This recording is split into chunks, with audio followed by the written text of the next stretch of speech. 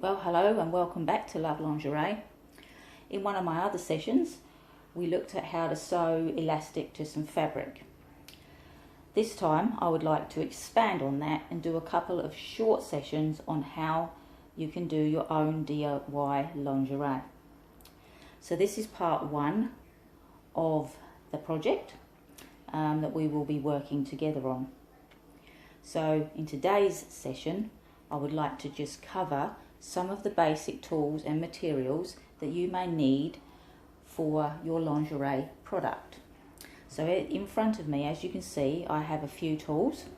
So to start with, I have my gusset fabric here, which is a knit stretch fabric. I have my elastic, and I have my main fabric, which is a 4-way stretch lace elastic.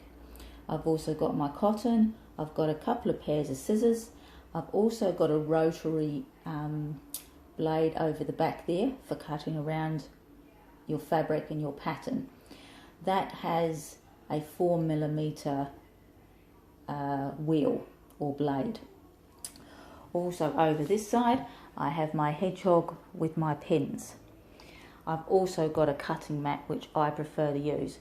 Cutting mat for you though would be optional. That's not something that you necessarily need to have, but if you were going to get serious about sewing patterns or lingerie or any other kind of project, a cutting mat is really a good useful tool to have.